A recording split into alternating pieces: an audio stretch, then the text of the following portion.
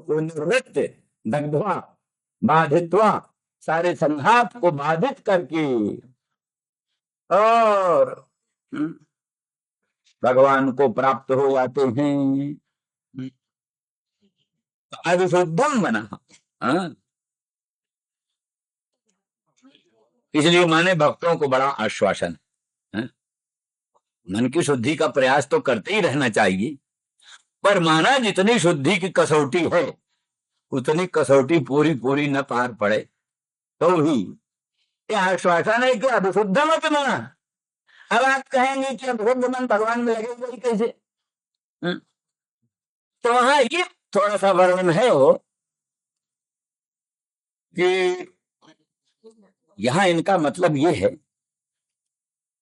कि भगवान का जो मनोमय स्वरूप, मनोमय स्वरूप, मन से जो भगवान के स्वरूप का ध्यान करते हैं ना, मन से भगवान के स्वरूप का ध्यान, कोई राम का करता है, कोई कृष्ण का करता है, कोई विष्णु का करता है, स्वरूप का ध्यान करता है।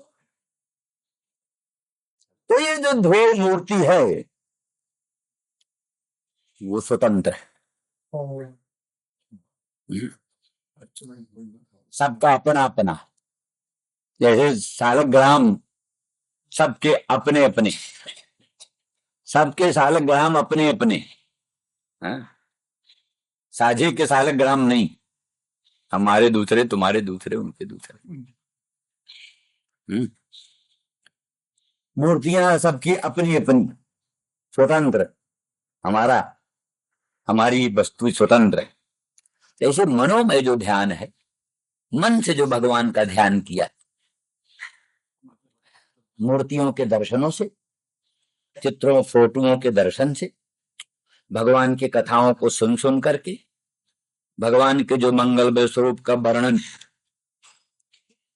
पुराणों में, भागवत आदि सदग्रंथों में, रामायण आदि ग्रंथों में जो भगवान के स्वरूप का वर्णन, इष्ट देवता है, सभी भगवान का स्वरूप है, लेकिन तो भी एक इष्ट देवता का निर्णय होना चाहिए। एक एक इष्ट देवता, सब एक ही है, भेद नहीं। तो भी ध्यान 100 ध्यान कैसे करेंगे? ध्यान तो एक ही, उसी में बुद्धि को जमाना पड़ेगा, सुस्थिर करना पड़ेगा। तो जो सदग्रंथों में भगवत स्वरूप का वर्णन है, उसके सारे सत्पुरुषों के द्वारा जो भगवत स्वरूप का वर्णन है उसको सुन करके, मूर्तियां जो प्रतिष्ठित प्राचीन, उनका दर्शन करके, प्राचीन मूर्तियों का वहां खड़े होकर बैठकर ध्यान करो, बहुत अच्छा ध्यान हो जाता है जल्दी जल्दी। ऊपर की मूर्ति का स्वरूप चाहे सुंदर ना भी हो, पर उसी में ध्यान करने से बड़ा दिव्य, बड़ा सुंदर रूप मन में आ जाता है। तो इस तरह से अनेक प्रयास से जो सुंदर एक मनोमय कृष्ण का स्वरूप है, उस स्वरूप में ही जो कि अपना अपना स्वतंत्र है। कई संत वैष्णव कहते हैं हमारे राम जी, हमारे राम जी अभी वहां नहीं गए, अभी वहां वो किया है, वो किया है, हमारे राम जी अलग। तो ठीक है, वो सब राम, सबका राम जी ध्येय मूर्ति अपना अपना अलग है। तो वही बेड़ा पार करने, उसी से कल्याण होगा, साझे का राम से कल्याण नहीं होगा। साझे का राम से कल्याण हो जो अपना राम है, अपने राम जी जिनका हम ध्यान करते हैं, जो हमने ध्येय मूर्ति बनाया है, ध्येय मूर्ति जो बनाया है, अनंत ब्रह्मांड नायक परमात्मा भगवान कृष्ण का, भगवान राम का, जो तेजोमय प्रकाशमय मंगलमय, जो हमारी मानसी मूर्ति है, भगवान ही आते हैं उस मानसी मूर्ति में, भगवान ही प्रकट होते हैं। केवल भक्ति के मन की कल्पना ही नहीं है वो, पहले आदि में तो कल्पना ही है, पहले तो कल्पना ही है। जैसे पहले बच्चा लिखने लगता है तो क ख ग घ लिखता हो, तो लिपियों को क ख ग घ समझने लगता है।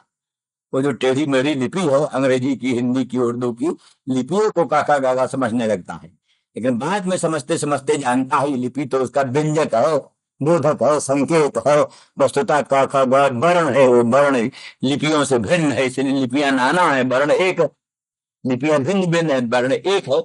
इस तरह से बाद में समझ जाता है। इस तरह से पहले तो मनोमयी मूर्ति मूर्ति बनाता है, जैसे काष्ठमयी मूर्ति, धातुमयी मूर्ति, पाषाणमयी मूर्ति बनाता है, ऐसे वो पहले मनोमयी मूर्ति बनाता है। इन सब सहारों से मनोमयी मूर्ति बनाता है। मनोमयी मूर्ति का ध्यान करने लगता है तो ध्यान करते करते उसी मनोमयी मूर्ति में भगवान की वास्तविक अनंत ब्रह्मांड का अधिष्ठान भूत स्वप्रकाश ब्रह्म रूप मूर्ति उसी में प्रकट हुई। फिर साक्षात परब्रह्म रूप ही होता, और उसमें कोई कमी नहीं होती। इसलिए संपूर्ण अभ्युदय से सब कुछ प्राप्त कराने में समर्थ होता है। इसीलिए शास्त्रों में वर्णन किया है, तम भाव जोग परिभावित सरोजे आस्ते श्रुतेक्षित पथो ननुनाथ पुंसाम यज्जधिया तो उर्वाय विभावयन्ति तत्तद बपु प्रणय से सदनुग्रहाय। भागवत में तो कहते हैं नाथ, आप भाव जोग परिभावित सरोजे आज से, भाव जोग जो भक्ति जोग है, अनुराग अनुराग जोग है, अनुराग जोग भक्ति जोग से जो परिभावित परिष्कृत हृदय, जिस भक्त का हृदय भाव जोग से भक्ति जोग से परिष्कृत है, शुद्ध है, ऐसे भाव जोग परिभावित हृत सरोज में आप आज से विराजमान होते। कहते श्रुतेक्षित पथो पूर्व श्रुता पश्चात ईक्षिता प्रतीक्षिता पंथा जेन सा यस्य यस्य सा। पहले आपके अनंत दिव्य कल्याण गुण गणों का लोकोत्तर महिमा को सुना, पश्चात उसके आगमन की प्रतीक्षा किया, बस प्रतीक्षा करने से फिर आप भावयोग परिभावित सरोज में प्रकट हो जाते। कैसे प्रकट होते हैं? बोले जज्जत धिया तो हृदय विभावयन्ति। वो भक्त लोग अपनी बुद्धि से, अनुरागिनी बुद्धि से आपके जैसे जैसे स्वरूप का भावना करते हैं, तत्तद प्रणय से वैसा वैसा रूप आप बनाते हो।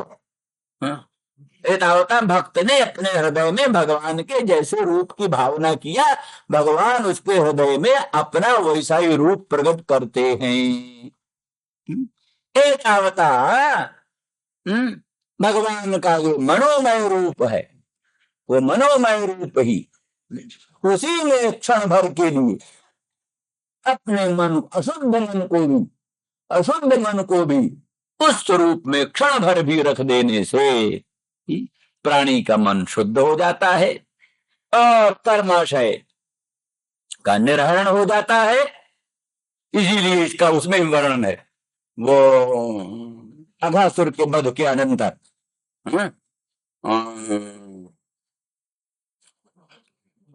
अघासुर की मुक्ति हो गई, उसके अघासुर के स्वरूप से एक तेज निकला, ज्योति निकली, तो भगवान कृष्ण में सन्निविष्ट हो गई।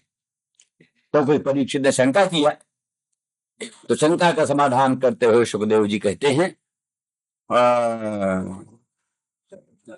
सकल जगन्म प्रतिमांतराहिता मनोमयी भागवती ददौ गतिम सैव नित्यात्म सुखानुभूत विदस्त मायोंतर्गतो ही किम पुनः। सकल जगन्म प्रतिमांतराहिता, एक बार भगवान के मंगलमय अंग की प्रतिमा, सकल जगन्म प्रतिमा, जिस भगवान के मंगलमय अंग की प्रतिमा मूर्ति एक बार भी हृदय में स्थापित कर दिया। सकल जगन्म प्रतिमांतराहिता, कैसी प्रतिमा? मनोमयी, मनोमयी प्रतिमा। जैसे काष्ठमयी धातुमयी प्रतिमा होती, तैसे मनोमयी प्रतिमा। तो जिस भगवान के मंगलमय अंग की मानसिक प्रतिमा, मानसिक मूर्ति एक बार भी मन में धारण कर लेते हैं, उनको भागवती गति मिल जाती है। वही मनोमयी भगवान के मंगलमय अंग की प्रतिमा भागवती गति का प्रदान कर देती है। तो जिसके मंगलमय अंग की मानसिक प्रतिमा हृदय में धारण करने से प्राणी का कल्याण हो जाता है, साक्षात वही सच्चिदानंद घन परम ब्रह्म जब अघासुर के मुख में प्रविष्ट हो गए। हृदय में पहुंच गया तो इसका बेड़ा पार हो जाए, क्या आश्चर्य, इसका कल्याण होगा, उसमें आश्चर्य क्यों करना चाहिए, ये उन्होंने कहा।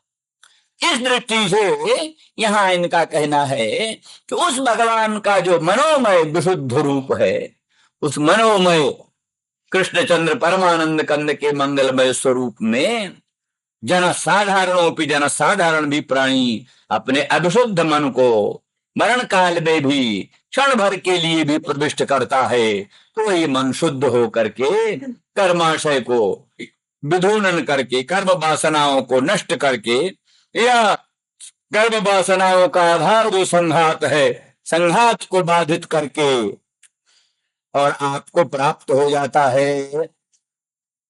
कैसा प्राप्त हो जाता है?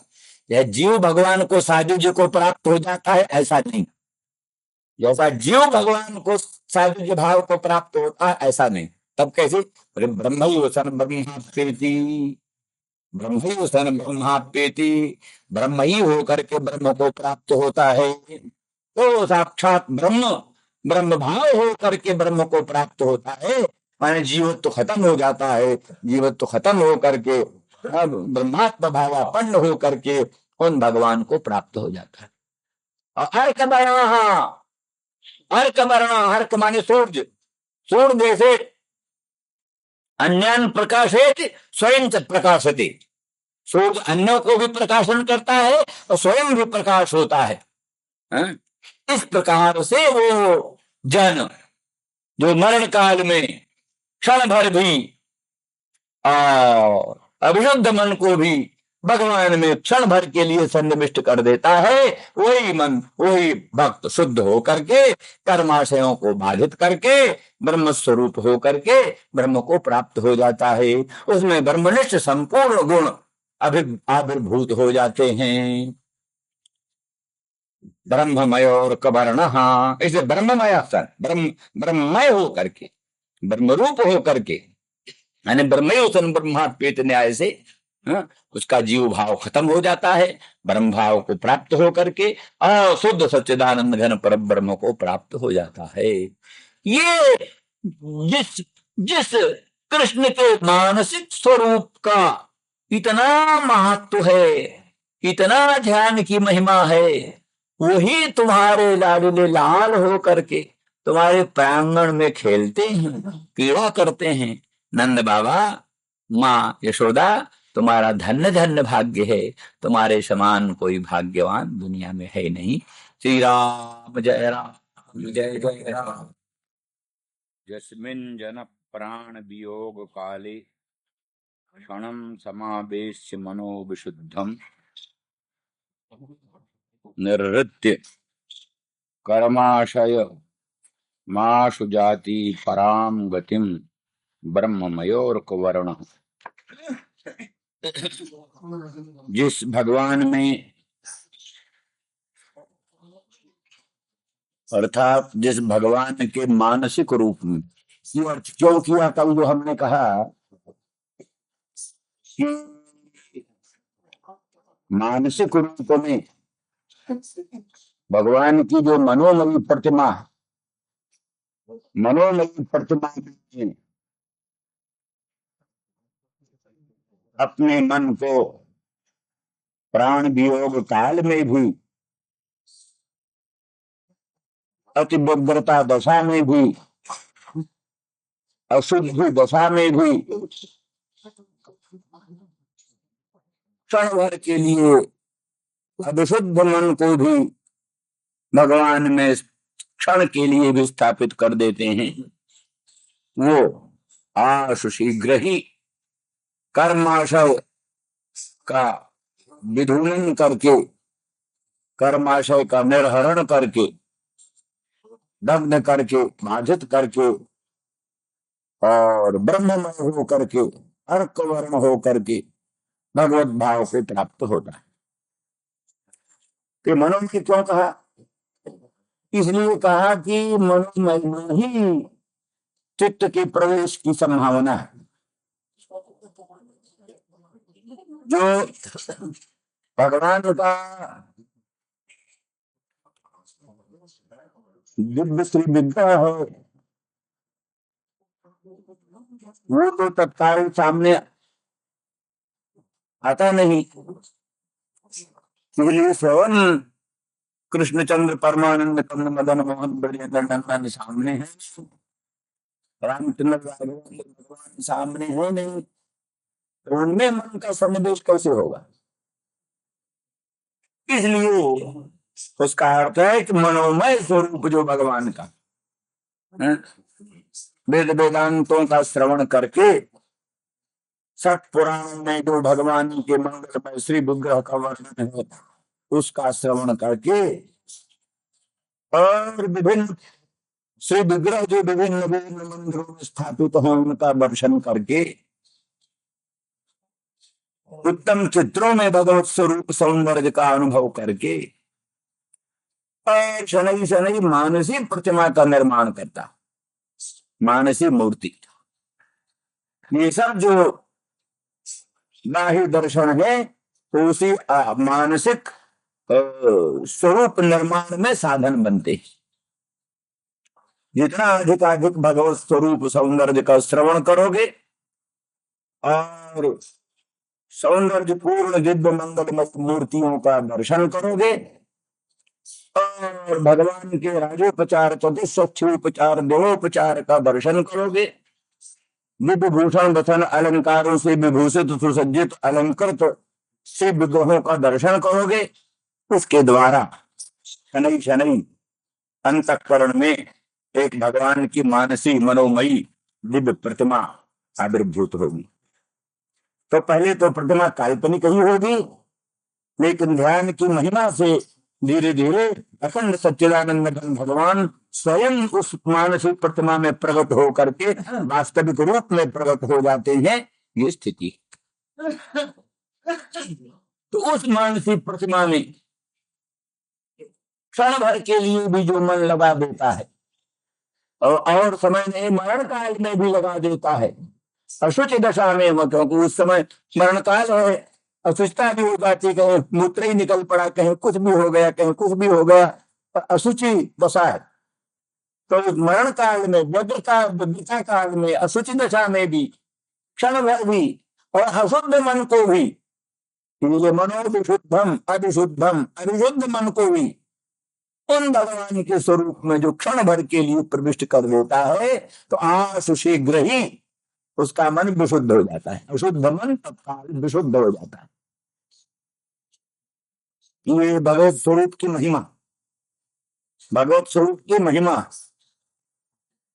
कैसे पारस परस को धातु सुहाई, पारस को स्पर्श करके लोहा भी सोना हो जाता है तत्काल, कैसे भगवत स्वरूप का स्पर्श करके, भगवत स्वरूप का मनसा स्पर्श करके, मन से ध्यान करके तत्काल मन की अशुद्धि दूर हो जाती, मन शुद्ध हो जाता है। और जीवन काल में भी मन की शुद्ध करने का वही मूल कारण है भगवत स्वरूप सौंदर्य का चिंतन, वही मन की शुद्धि का मूल कारण।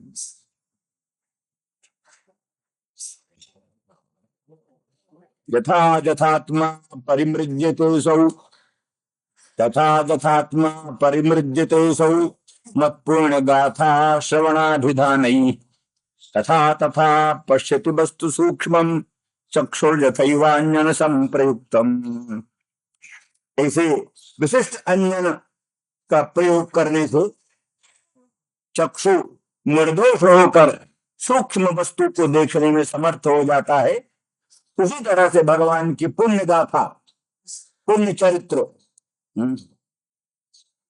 उसका जो श्रवण है और उसका अभिधान है, भगवान की पूर्ण कथाओं का वर्णन और पूर्ण कथाओं का श्रवण, उसी से आत्मा परिमृज्यते सब, आत्मा माने अंतःकरण, तो वो परिमार्जित हो जाता है, शुद्ध हो जाता है, निर्मल हो जाता है।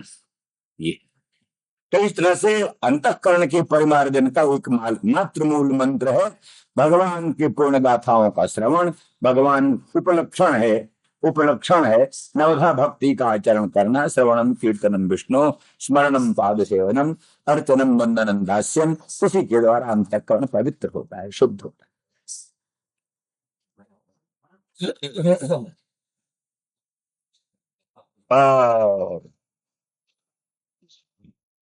ये भी हो भक्तिर विरक्तिर भगवत प्रबोध। भगवान की पूर्ण गाथाओं का श्रवण करने से क्या होता है? भवंत वही भागवत सराजन भक्तिर विरक्तिर भगवत प्रबोध। जैसे कोई लड्डू खाओ, पायस खाओ तो तुष्टि पुष्टि क्षुद पायो अनुभासम। प्रत्येक ग्रास पायस का जैसे ग्रास खाता है, प्रति ग्रास के साथ तुष्टि होती जाती है, पुष्टि हो जाती है, क्षुधा की निवृत्ति होती जाती है। साथ साथ तुष्टि पुष्टि क्षुद निवृत्ति, तुष्टि हो पुष्टि हो क्षुधा की निवृत्ति हो। कैसे भगवान की गाथाओं का, भगवान के चरित्रों का श्रवण करने से भगवान के मंगलमय चरणारविंद में भक्ति होती है, विषयों से विरक्ति होती है और भगवत स्वरूप का प्रबोध होता है, साक्षात्कार होता है। ये जब बात बनती है इस दृष्टि से वो प्राणी आश शीघ्र ही कर्माशय को, कर्माशय माने वासना अथवा कर्माशय माने अंतःकरण, कर्माणि आशयरते अत्र, अथवा कर्माशय माने सारा संघात, कार्यकरण संघात, कार्यकरण संघात को बाधित करके, जैसे बांस के समूह में से, वेणु समुदाय से, बांस के समुदाय से अग्नि पैदा होती है और बांस के समुदाय को जलाकर स्वयं प्रशांत हो जाती है। जैसे इसी कार्यकरण संघात से वो ज्ञान, तत्व ज्ञान आविर्भूत होता है और उसको सबको खत्म करके प्रशांत हो जाता है। इस तरह से कर्माशय निर्वृत्य, कर्माशय का निर्हरण करके और भगवत भाव को प्राप्त हो जाता है। तो जैसे जीव को साजन्य ब्रह्म में प्राप्त होता है वैसा नहीं, ब्रह्ममय ब्रह्ममय अर्थात ब्रह्म सन ब्रह्मात्मेति, ब्रह्म होकर ही ब्रह्म भाव को प्राप्त होता है। अर्थात जितने आवरण है सब आवरण नष्ट हो जाते हैं, स्वाभाविक ब्रह्म भाव का प्रादुर्भाव होता है, इसलिए ब्रह्ममय होता हुआ भी ब्रह्म को प्राप्त होता है। अर्क वर्ण, अर्क सूर्य जैसे स्वप्रकाश है, अन्यान प्रकाश है तो समपि प्रकाश है, अन्य को भी प्रकाशन करता है और अपने आप को भी प्रकाशन करता है सूर्य। उसी प्रकार से अर्क वर्ण हो करके, माने अर्क सूर्य के तुल्य स्वयं प्रकाश हो करके अपने स्वरूप का प्रकाशन करता है, इतरों का भी प्रकाशन करता है। होता ये भी है भगवत भाव का, भगवत गुणों की स्फूर्ति हो, भगवत गुणों की स्फूर्ति होने लगती है उसमें।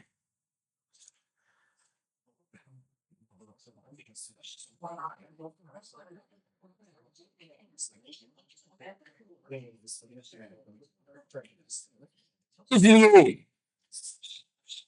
तस्मिन् भवन्तावखिलात्म हेतौ, तस्मिन् भवन्तावखिलात्म हेतौ नारायणे कारणमर्त्य मूर्तौ भावं विधत्तां नितरां महात्मन् किं अवशिष्टं जुगयो सुकृत्यम।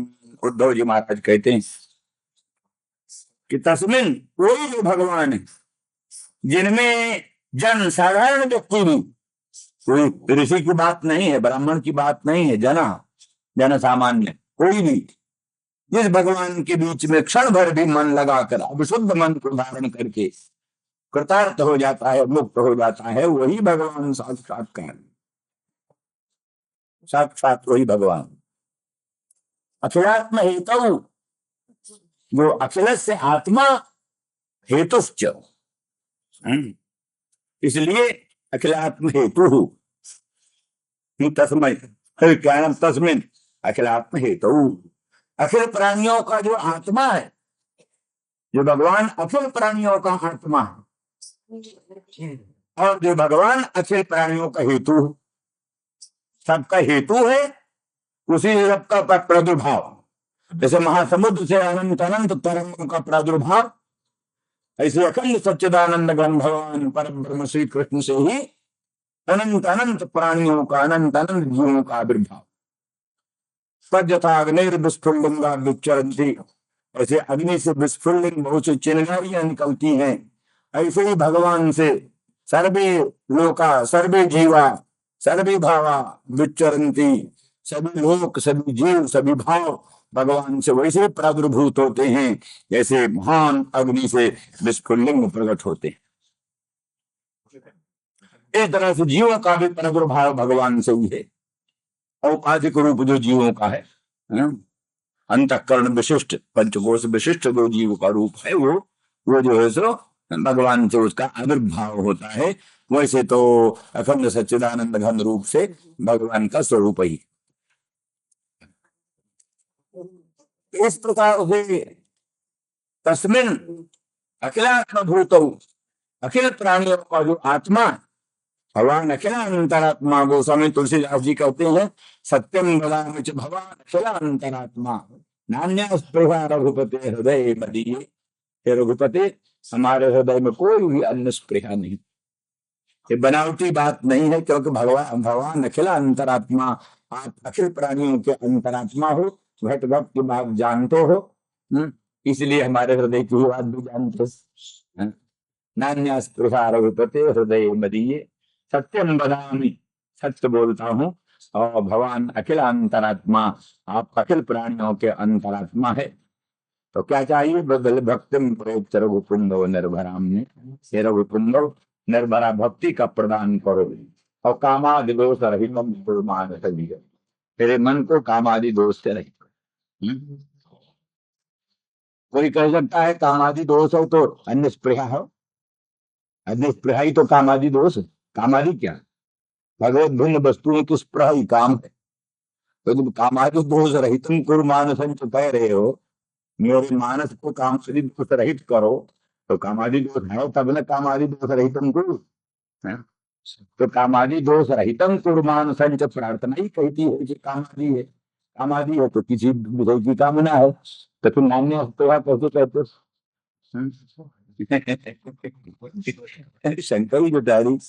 तो ये शंका हो सकती है, लेकिन उसका अर्थ ये है वास्तव में कि यह तो उपद्रव रूप से कोई कामना हो, हृदय से कामना नहीं। तो ये बात है कि जबरदस्ती हमारे कामना पैदा हो जाती है। कभी चीजों को हम चाहते हैं कि हमारा मन इधर उधर न जाए, तो कोई उपद्रव सामने आ जाता है, उसमें मन चला जाता है। तो फिर हमारी आंतरिक इच्छा तो नहीं, आंतरिक इच्छा तो हम सब वस्तुओं से बचना चाहते हैं। तो आंतरिक इच्छा हम वस्तुओं से बचना चाहते हैं, तो भी उपद्रव रूप में कोई वस्तु आ जाती हो तो फिर वो क्या है, मम हृदय भवन प्रभु तोरा, हम बसे आई बहु चोरा, कि प्रभु हमारा हृदय तो आपका भवन है, और वहां बसे आए बहु चोरा।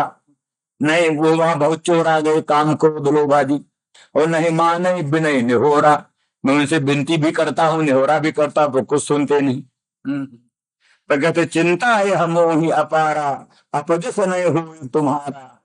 हमको तो इस बात की चिंता है कि कहीं तुम्हारा अपजस न हो, मैंने तुम्हारे घर में चोर घुसा है। किसी साधारण के घर में चोर घुसे दूसरी बात है, साक्षात अनंत ब्रह्मांड नायक परमात्मा राघवेंद्र रामचंद्र का जो भवन है भक्त का हृदय, और उसमें चोर घुस जाए कामादि, तो ये आपका अपजस है।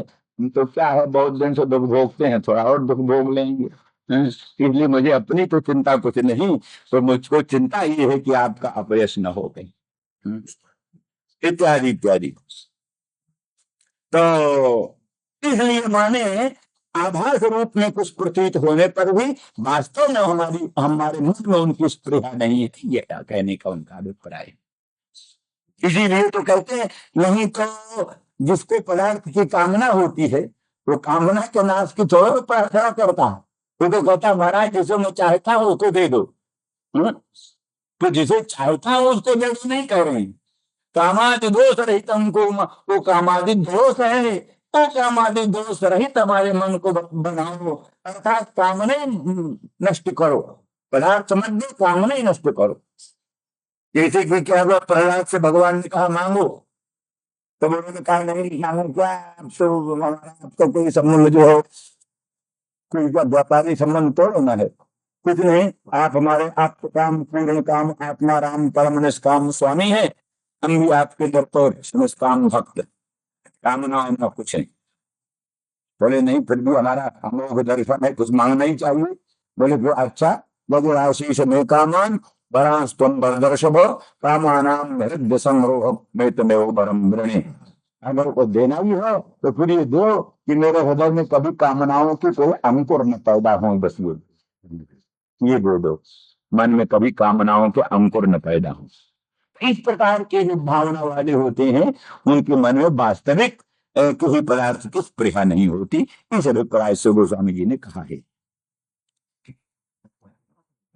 तो तस्मिन् भवन्तावखिलात्महेतौ, वो अखिल प्राणियों का जो अंतरात्मा और अखिल प्राणियों के हेतु, ऐसे जो भगवान नारायण मूल मूल मूल परम ब्रह्म स्वरूप नारायण,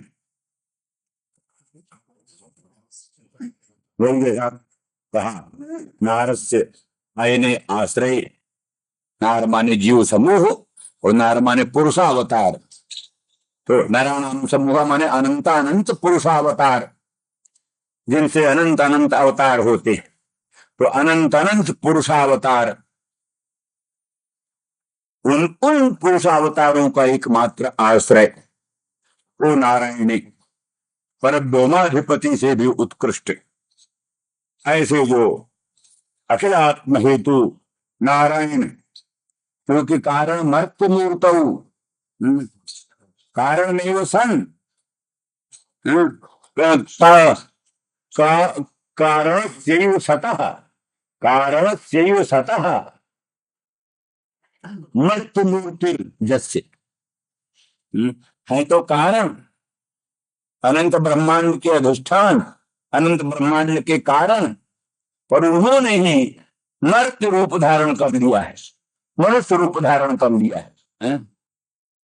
निराकारम भजन्ते निराकार मथा करे संसार संतप्ता निराकार उपासना। तो निराकार ब्रह्म होता है, निराकार ब्रह्म होता है, और निराकार ब्रह्म होता है ना गंगा, नीर पानी, पानी के रूप में ब्रह्म प्रकट। तो निराकार ब्रह्म गंगा जल, निराकार ब्रह्म वेदांत वेद्य अखंड सच्चिदानंद गण ब्रह्म, निराकार ब्रह्म रामचंद्र कृष्ण चंद्र, निराकार ब्रह्म। तो निराकार जो परम ब्रह्म है, निराकृत परम ब्रह्म, उसमें नारायण कारण मर्त्य मूर्त भावम विधत्ता, उसमें भी तुम भाव अनुराग करते, मर्त्य मूर्ति नारायण में, निराकार परम ब्रह्म में जो तुम अपना मन लगाते हो, तुम धन्य धन्य हो। यहां इस सब कहने का मतलब ये है, टीकाकारों ने, वैष्णव ने इनका सबका अभिप्राय यूं बतलाया है कि मर्त्य मूर्ति परम ब्रह्म की ज्यादा महिमा, बजाय चतुर्भुज मूर्ति, शंख चक्र गदा पद्म धारण किए हुए ईश्वर की पूर्ण जो भगवान की मंगलमयी मूर्ति है, श्रीमन नारायण की मूर्ति, शेष साई भगवान की मूर्ति, जो जिनमें ऐश्वर्य की अभुवंदना होती, अनंत ब्रह्मांड नायकता, सर्व ईश्वरता, सर्व सत्यमत्ता, अनंत कल्याण गुणाश्रयता जिसमें भासमान होती है, उस मूर्ति की अपेक्षा ये मूर्ति मर्त्य मूर्ति जो है, माने क्या है ना, द्विभुज, द्विभुज ब्रह्म, दो भुजा वाले ब्रह्म। मथुरा में भगवान कभी चार भुज रूप में प्रकट होते थे, चतुर्भुज रूप में। द्वारका में तो चतुर्भुज रहते ही थे ज्यादा, मथुरा में भी चतुर्भुज रहते थे।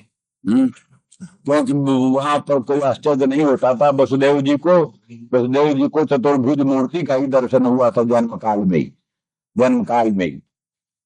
लेकिन नंद के गोकुल में भगवान सर्वथा जो द्विभुज मूर्ति रहे, दो ही भुज मूर्ति, नंदन नंदन, द्विभुज मूर्ति, दो भुजा की मूर्ति, मुरली मुरली बावन परायण, गोवर्धनोद्धरण परायण, रास लीला परायण, ये भगवान का माधुर्य पूर्ण रूप।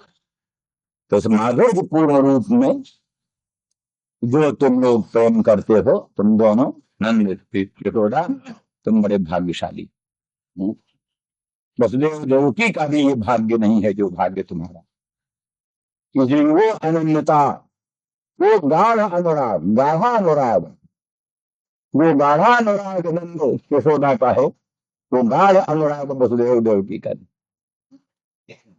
प्रेम वसुदेव देवकी का भी है, पर वो जानते हैं ये तो नारायण पर पर ब्रह्म, और ये पुत्र रूप में हमारे घर में प्रकट हुए हैं, ये तो आराध्य देव है। प्यार करने की हिम्मत नहीं पड़ती। चतुर्भुज भगवान, संत चक्र गदा पद्मधारी भगवान वासुदेव श्री कृष्ण को आलिंगन करने का हिम्मत नहीं पड़ती, लालन करने का, प्यार करने की हिम्मत ही नहीं पड़ती। भगवान था, भगवान भैया दूर रहो जरा। किंतु नंद बाबा के बारे में दारू, यशोदा रानी के तो कुंवर कन्हैया, उनमें उनको कोई संकोच नहीं होता। प्यार करने में संकोच नहीं, आलिंगन करने में संकोच नहीं, चुम्बन करने में संकोच नहीं। वो तो सीधा मानते हमारा लाडीला लाल है। ईश्वर ईश्वर कोई होगा, कहीं होगा हमारे तो ये जो प्रेम है, ये रागानुग, रागानुग प्रेम, रागानुगा प्रीति, रागानुगा प्रीति। तो रागानुगा प्रीति की महिमा बहुत ऊंची। मैं भी प्रीति, मर्यादा में प्रीति की अपेक्षा ये रागानुगा प्रीति, पुष्टि प्रीति, पुष्टि मार्गीय प्रीति बड़ी उत्कृष्ट कोटि की प्रीति।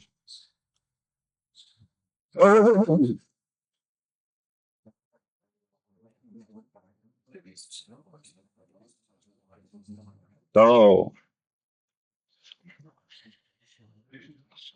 तस्मिन् भवता अखिलात्म हेतु नारायणे कारण मर्त्य मूर्तौ भावन विधत्ताम नितराम महात्मन।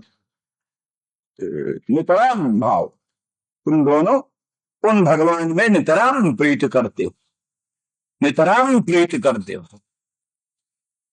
तुम्हारी प्रीत निश्चित, सबकी प्रीति की सीमा, सबके अनुराग की सीमा, तो तुम्हारा प्रेम निश्सीम। हे महात्मन दंड, किंबावशिष्टम गुमयो सुकृत्यम, तुम्हारे लिए कौन सा सुकृत्य बाकी है, कौन सा सुकृत्य बाकी है? सब सुकृत्य की तरह सारे सुकृत्यों का फल, सारे सत्कर्मों का फल श्री कृष्ण भगवान का दर्शन, फिर श्री कृष्ण भगवान में लोकोत्तर अनुराग, उत्कट प्रीति हो जाए, कुछ भी बाकी नहीं बचता। कृतं कृत्यं प्राप्तं प्रापणीयं छिन्नास्थेतव्याः, सब कुछ प्राप्तम प्राप्तव्यम, सब प्राप्तव्य प्राप्त कर लिया, सारा कृत्य संपादित कर लिया, सब कुछ संपन्न हो गया, कुछ बाकी नहीं। तो अब यहाँ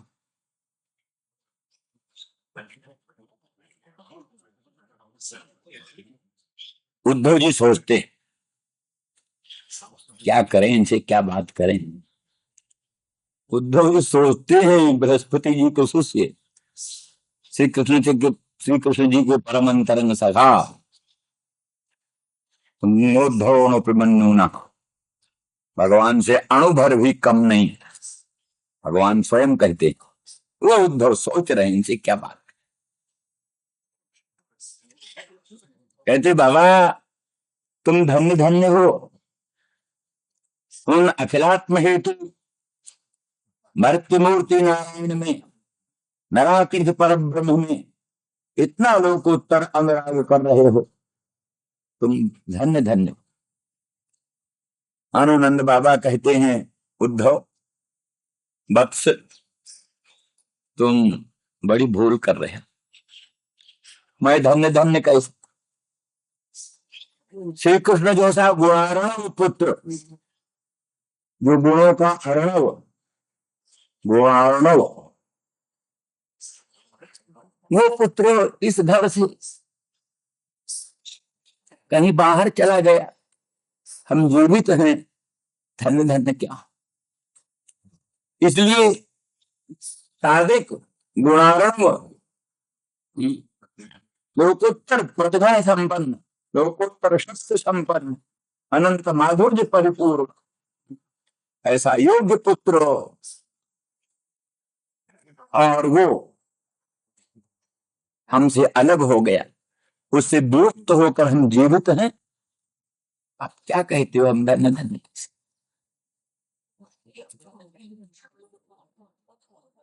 तो उद्धव कहते हैं नहीं बाबा, आप ऐसी चिंता मत करो। आगमिष्य दीर्घेण कालेन ब्रजमच्युतः, आगमिष्य दीर्घेण कालेन ब्रजमच्युतः। अच्युत भगवान बहुत जल्दी आएंगे, वो तुमको छोड़कर गए नहीं।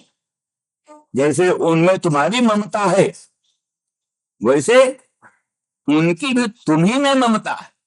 वो तुमको ही माता पिता मानते, उनके माता पिता तुम ही हो। इसलिए बहुत अधीर काल में, बहुत जल्दी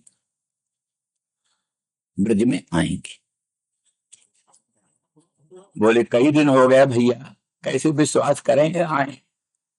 बोले अच्युत, अच्युत जो सत्य वचन उन्होंने कहा है उससे कभी च्युत नहीं होंगे। उन्होंने कहा है शीघ्र ही हम आएंगे।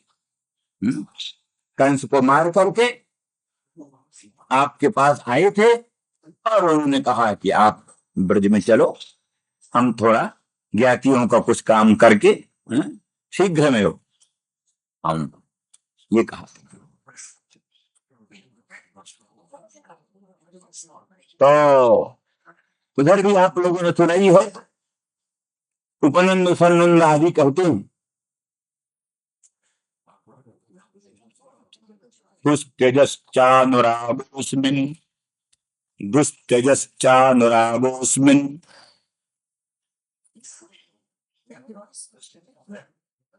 नंदते तनयेस्मासु तस्यात्सोत्पत्तितः कथम्। हे नंद, तुम्हारे इस पुत्र में कहते दुस्तेज अनुराग, दुस्तेजश्चानुरागोऽस्मिन् सर्वेषान्नो ब्रजौकसाम्, दुस्तेजश्चानुरागोऽस्मिन् सर्वेषां नो ब्रजौकसाम्। सभी ब्रजवासी इतने ब्रजवासी हैं हम सबका। इस कृष्ण में दुस्तेज अनुराग है, हजार प्रयत्न करने पर भी वो अनुराग छूट नहीं सकता। दुस्तेजश्चानुरागोऽस्मिन् सर्वेषां नो ब्रजौकसाम् नंदते तनयेस्मासु। हे नंद, तुम्हारे तनय में, अस्मिन्स्ते तनये नः अस्माकं सर्वेषां ब्रजौकसाम् दुस्तेजः अनुरागः। नंद, इस तुम्हारे पुत्र में, कृष्ण में हम सभी ब्रजवासियों का दुस्तेज अनुराग है। और अस्मासु तस्यापि उत्पत्ति का स्नेह, हम सब लोगों में उसका भी, मन कृष्ण का भी औत्पत्तिक स्नेह, स्वाभाविक स्नेह, कृष्ण का भी हम लोगों में सहज अनुराग, स्वाभाविक प्रेम। तो ऐसा होता सिद्ध हुआ कि जैसे सभी ब्रजवासियों का भगवान कृष्णचंद्र परमानंद कंद में अनन्य अनुराग, दृढ़ अनुराग, उसी प्रकार से भगवान कृष्ण का भी अपने ब्रजवासियों में परम अनुराग है, दृढ़ अनुराग।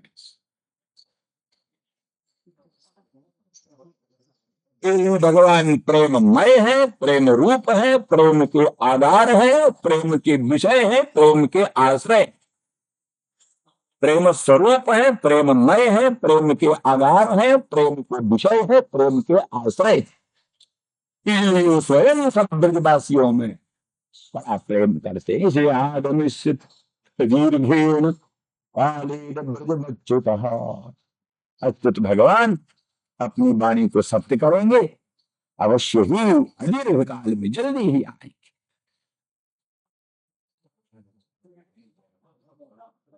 प्रियम विधास्यते पित्रोः। नंद बाबा यशोदा जो कृष्ण के माता पिता, उनका खूब प्यार करेंगे, यहीं रहेंगे, तुम्हारी सेवा करेंगे। प्रियम विधास्यते पित्रोः भगवान सात्वताम पति। तो भगवान है सात्वतों के, भक्तों के पति हैं, स्वामी हैं। सात निर्विकारम परम ब्रह्म ध्येयत्वेन अस्ति अस्य इति सत्वान।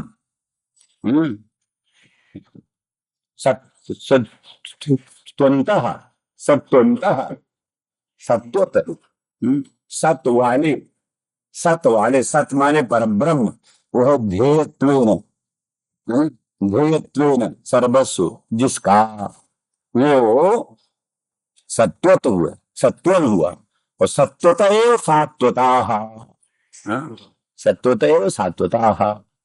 ऐसे जो सात्वत है उन सात्वतों की, सात्वता नाम, सात्वताम भी कहीं कहीं जो है सो हलंत भी है और कहीं सात्वता नाम भी, हाँ, और कहीं सात्वता।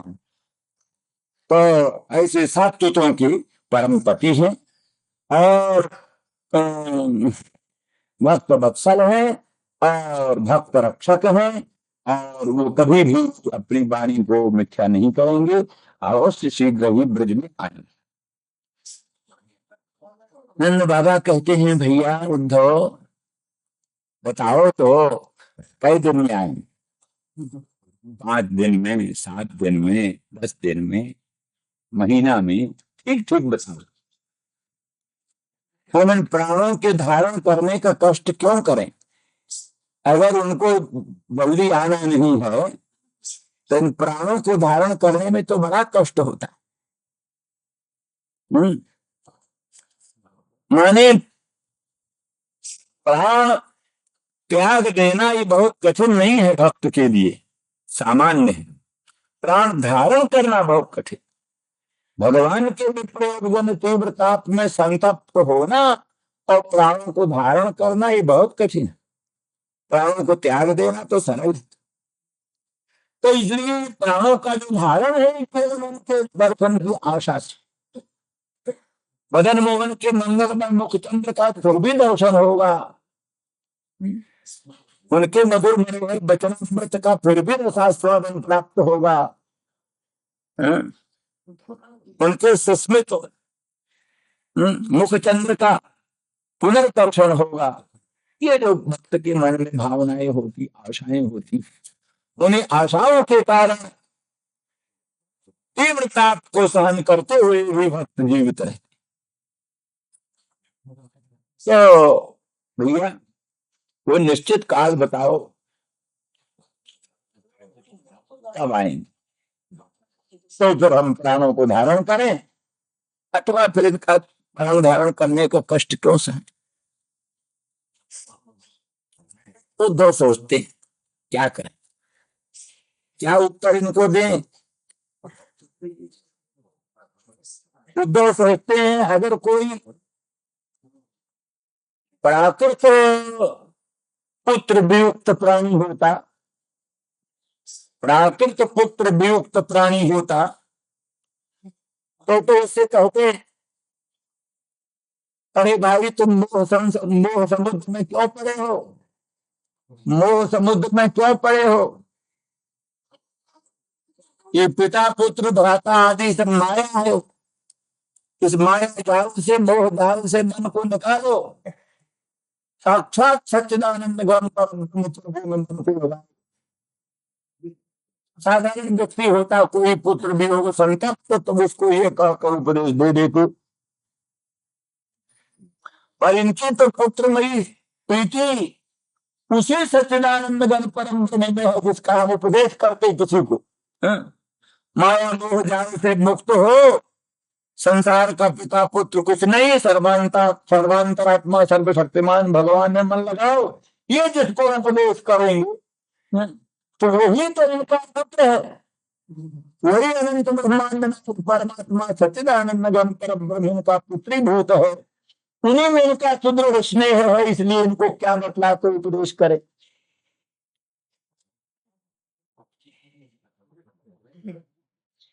वसुदेव देवकी की तो ये बुद्धि है कि ये परमेश्वर है, हमारे आराध्य देव है, इनको मुझमें पुत्र की ममता नहीं करनी चाहिए, इनमें वो बुद्धि है नहीं। ये तो शुद्ध रूप से कृष्ण में ही आनंद प्रेम निरंतर करना चाहते हैं, इनकी तो वो बुद्धि है कि साधारण भी पुत्र किसी का प्रांगण में खेलने वाला पुत्र, उसको न देख करके साधारण माता पिता का हृदय विदीर्ण हो जाता है। एक ही पुत्र हो, बड़ा गुणवान हो, बड़ा गुणवान हो, योग्य हो, और उसके अपने प्रांगण में खेलते उसका हृदय फटने लगता है। फिर इनका अनंत कल्याण गुणगण का धाम श्री कृष्ण जैसा पुत्र, और वो उनको अपने प्रांगण में खेलते हुए न देखकर इन हृदय की क्या दशा होती है यही जानेंगे। नंद बाबा सोचते हैं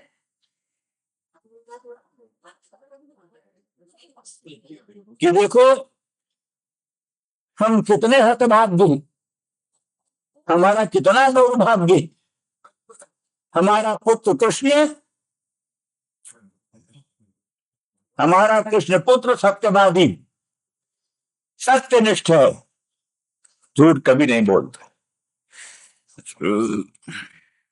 उन्होंने कहा पिताजी आप चलो मैं शीघ्र ही आऊंगा, और वे जरूर आते, परम सत्यवादी और परम पितृभक्त, वो अवश्य आते, तो मेरा दौर्भाग्य ही प्रतिबंधक है उनके आने से, मेरा जो दुर्भाग्य है वही प्रतिबंधक है।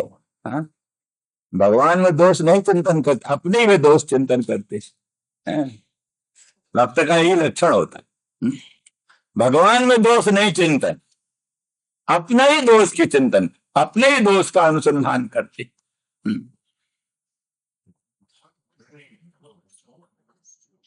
क्या था, गुण तुम्हार समुझई निज दोषु, गोस्वामी जी कहते गुण तुम्हार समुझई निज दोषु, जिहु सब भांत तुम्हार भरोसु। ऐसे लोगों के हृदय में आप निवास करो, जो सदा सर्वदा आपका गुण ही देखते हैं और दोष सब अपना देखते हैं। गुण तुम्हार समुझई निज दोषु, यही सब भांत तुम्हार भरोसु, सब भांत से इसको भगवान का भरोसा।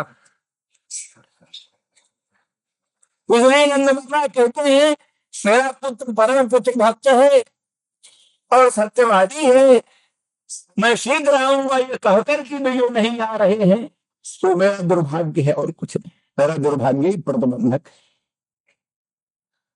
है। और कितनी अच्छी बात हुई, अगर ये लोग कहते हैं कि वो सर्वेश्वर है, गर्गाचार्य ने कहा वो सर्वेश्वर है कृष्ण, तब तो और विचित्र बात है कि साक्षात सर्वेश्वर, साक्षात सर्वशक्तिमान परमात्मा कृपा करके पुत्र होकर के हमारे घर प्रकट हुए और हमारे दुर्भाग्य के कारण हम इनको अपने घर में सुरक्षित न रख सके, और उन्होंने कितना उपकार किया, इंद्र वर्षण से बचाया, दावादल से बचाया, और नाना प्रकार के विपत्तियों से हम सबों को बचाया, और हम उनके कुछ न कर सके, उनको प्रसन्न रखने का, उनको अपने घर रखने का कोई सदुपाय न कर सके, इसलिए हम बड़े अभागे ये सोचते हैं। तो सोचते हैं कि इनको क्या कहें, किस तरह से इनको समझाएं। अगर कहते हैं कि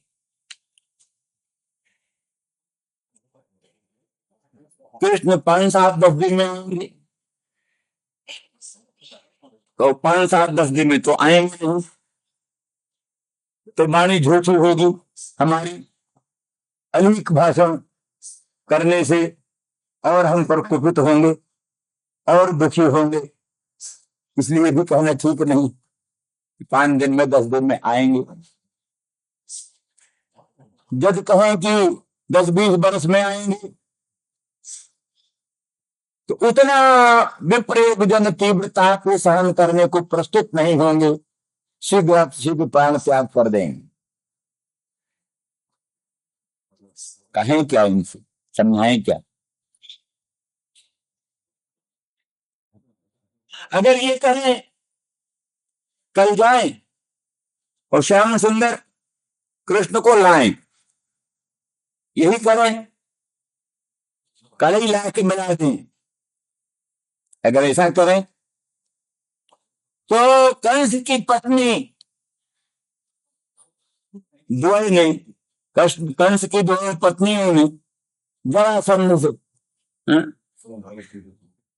साजबाज करके और युद्धवंशियों के प्रति कुपित करके हमला कराने वाली, जरासंध का हमला होने ही वाला। तो जरासंध का हमला होगा तो सारे युद्धवंशी मारे जाएंगे, वसुदेव देवकी का भी जीवन खतरे में पड़ेगा, इसलिए वो भी करना कठिन है। यदि कहें कि उस समय फिर कृष्ण को वहां ले जाएंगे, तो फिर ये कृष्ण के लिए प्रयोग जनता से फिर ये तप्त होकर मर जाएंगे। बड़े मुश्किल से तो श्री कृष्ण मिले, श्री कृष्ण की फिर वियोग से इनका धैर्य कब बांध टूट जाएगा, फिर मर जाएंगे। इसलिए करें क्या, क्या सोचें, क्या इनके लिए उपदेश करें, ये उद्धव जी सोच रहे। तो इतना उद्धव ने सोचा अब एक ही बात है, निराकार निर्विकार निर्गुण ब्रह्म का उपदेश कर। नंद बाबा तुम मुझे भगवान की का ध्यानवान कर रहे हो, वास्तव में वो भगवान निराकार है, निर्विकार है, निर्गुण है, न उनका कोई माता है, न उनका कोई पिता है, न उनको कोई भ्राता है, न उनका कोई देव है, न उनका कोई जन्म है, न उनका कोई देह है, न गेह है, और वो सर्वातीत निराकार निर्विकार निर्गुण निरंजन निर्गुण है। तो इस बात को सुन करके प्रेम जो है कुछ संकुचित होगा, कम होगा। स्वाभाविक बात है, माधुर्य के प्रवाह में अगर ऐश्वर्य का प्रवाह आ जाता है तो वो प्रेम संकुचित हो जाता है। इसीलिए माना है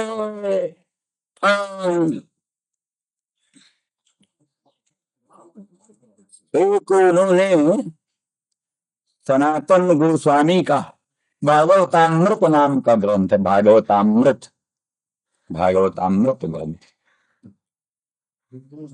तो उन्होंने गोप की कथा बनाई है, गोप।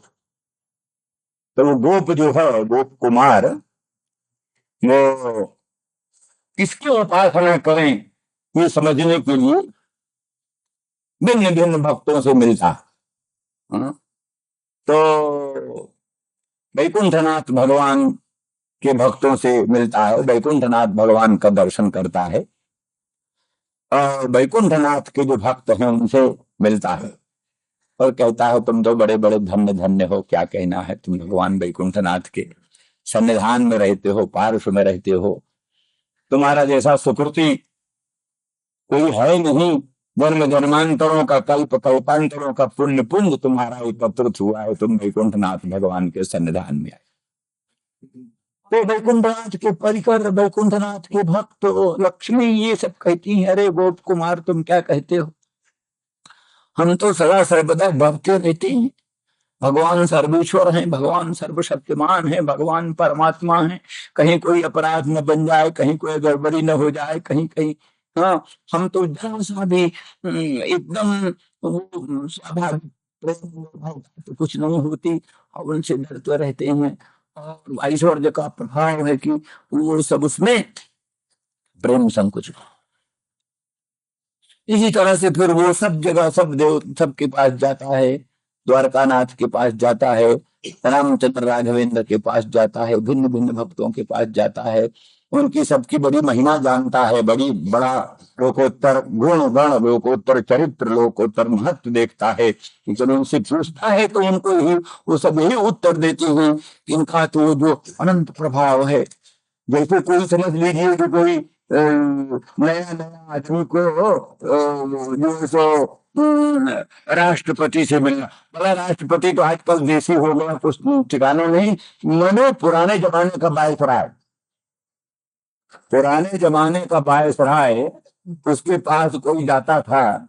अरे एक बड़े अच्छे तालुकेदार थे, उनको देखा ही क्या नाम कलेक्टर उनके यहाँ आए थे कलेक्टर, तो कलेक्टर के स्वागत का एक अभिनंदन पत्र पढ़ रहे थे। वो एक पंडित जी थे, उन्होंने श्लोक बनाया था, वो जो है तालुकदार साहब पढ़ रहे थे, तो खड़े खड़े उनका हाथ कांपे, पाँव कांपे, और वो अभिनंदन पत्र भी कांपे, सब कांपे। माने हो ऐश्वर्य का प्रभाव बने जो कलेक्टर साहब के सामने सीधी सीधी बात नहीं निकलती। बहुत से लोग जो है सो अदालतों में जाते हैं, वाणी नहीं निकलती गवाही देने में या और कोई बातचीत करने में। तो ऐश्वर्य का प्रभाव बड़ा विचित्र होता है। तो जहाँ छोटे छोटे की बात, कहाँ जो अनंत कोटि ब्रह्मांडाधिपति है, अनंत अनंत ब्रह्म रुद्र इंद्रादि देवाधिदेव जिनके सामने हाथ जोड़े खड़े हैं, अनंत ब्रह्मांड की उत्पादनी अनंत अनंत शक्तियां जिनके सामने स्तुति करती हुई हैं, तो ऐसी परिस्थिति में उन भगवान को देख करके आपको डर लगता है। डर लगता है, तो जहां डर है वहां स्वाभाविक प्रेम का, स्वाभाविक प्रेम कहा, जहां डर है जहां संकोच है वहां स्वाभाविक प्रेम कहा। तो ये सब देखते देखते तो ये सब इनका प्रेम जो है वो उस कोटि का। तो इनके सामने जब वो बात आएगी, उनका कोई देह नहीं, उनका कोई देह नहीं, उनका कोई जन्म नहीं, उनका कोई माता नहीं, उनका कोई पिता नहीं, वो पांगनाओं में तो इन बातों की मखौल उड़ा दी, मखौल उड़ाई। बोले कहते हो कि उनका देह नहीं, निरंजन है, अंजन तो हमने लगाया उनकी आंखों में, इनकी आंखों में हमने अंजन लगाया, उनको तुम निरंजन कहते हो, कैसे निरंजन? कहते जन्म नहीं हुआ, हमने देखा जन्म उनका प्रत्यक्ष, हमने उनको अपने गोद में खिलाया, हमने उनको जो धूली भूषित होते देखा। तुम सब ये सब कैसे बात कर रहे हो? क्या कहाँ की बात कर रहे हो? तुम कौन हो? हाँ ऐसा तमाशा बना लिया उद्धव बेचारे। तो ये सब बात, इस तरह से उद्धव जी ने ही सोचा कि ऐसा कुछ कहें, तो ऐसा निर्गुण निराकार निर्विकार की बात करने से इनके मन में थोड़ा सा हो जाएगा तो जीवन हो।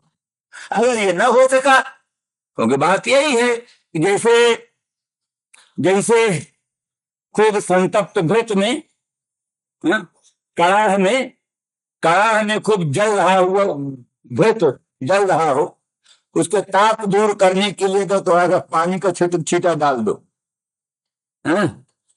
कड़ाह के खौलते हुए तेल में या खौलते हुए घी में अगर शांति के लिए, ताप निवृत्ति के लिए थोड़ा सा पानी का छींटा डालो तो वो और प्रज्वलित होकर अग्नि बन जाता। पानी के छींटे डालने से ही वो कड़ाह का तेल एकदम प्रज्वलित अग्नि का रूप धारण कर लेता। इस तरह से अगर हमारे ब्रह्म का उपदेश से इनके प्रेम में कुछ संकोच हुआ तो हुआ, नहीं तो उल्टा ये जैसे संतप्त कटाहगत तैल में जल निक्षेप करने से विचित्र अग्नि का प्रादुर्भाव होता है, उत्कट प्रेम का प्रादुर्भाव होगा, इनका लोकोत्तर प्रेम उदित होगा। क्योंकि ये बात बताया है कि जैसे नदी का प्रवाह बढ़ रहा है, अब उसको अगर रोकने का प्रयास करो तो इतना तोड़ मार करके बंधन को प्रतिबंध को काट करके और बेगवान हो जाता है। उसी प्रकार से अगर निर्गुण निराकार निर्विकार ब्रह्मोपदेश करके इनके प्रेम को कुछ प्रतिबद्ध करने का प्रयास किया तो उनका प्रेम सारे प्रतिबंधों को तोड़ करके और उत्कट रूप में प्रकट होगा।